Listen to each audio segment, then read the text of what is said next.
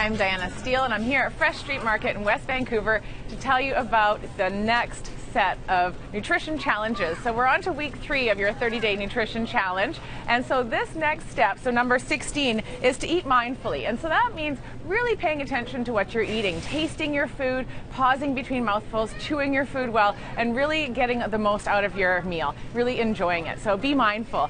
Number 17 is make soup. So starting with something like some onions and leeks, if you have a cabbage, saute them all up, add in your vegetable stock, whether you make it yourself or buy one that's low sodium, either one is fine. Add some tinned tomatoes if you like. Make it a vegetable soup that's really hearty and you'll fill up on those vegetables. Consider having a half cup of vegetable soup with your sandwich at lunch. You might even have half your sandwich and have a whole bowl of soup. Or start your dinner off with a bowl of soup. That way you'll eat a little bit less at dinner, which will help you reduce your total calories for the day. So step 17 was add soup.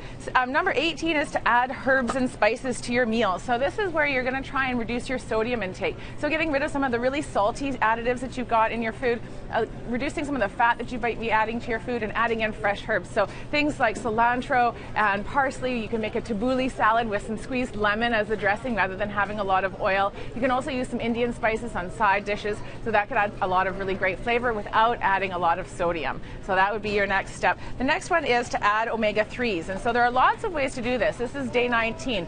Adding omega-3s can be done by having a fillet of salmon, which you then cook for dinner and then have your leftovers for your lunch the next day. Or if you want to make it simple, just get a tin of tuna and put your tuna into a wrap or a sandwich. You'll get your omega-3s from salmon, mackerel, tuna, trout, but you also can get it from nuts like walnuts and pumpkin seeds or flax seeds if you like. So lots of different ways of getting your omega-3s. And the next step is green tea. So if you can try and have some more tea, whether it's green tea or black tea, both are really beneficial. You'll get lots of antioxidants. It's been shown to reduce your risk for heart disease when you have more black tea in your diet. So maybe you want to switch out one of your coffees and replace it with a tea, maybe a herbal tea in the evening, and it counts as your hydrating fluid. So you can count this as one of your 8 cups of fluid for the day. The next one is for day 21.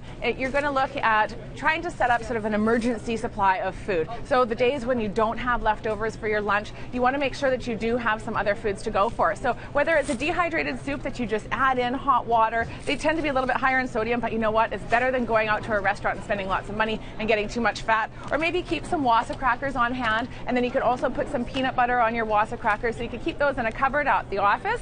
What I don't want you to do is go buy a big bag of trail mix and keep it in the drawer in your office, because that's going to lead to some mindless eating where you're just sort of snacking on it all day. So make it portion controlled and something that's particularly healthy. And then number 22 is have a vegetarian meal, or maybe even a whole vegetarian day. So challenge 22, get rid of some of the meat and animal foods and go for all plant foods today.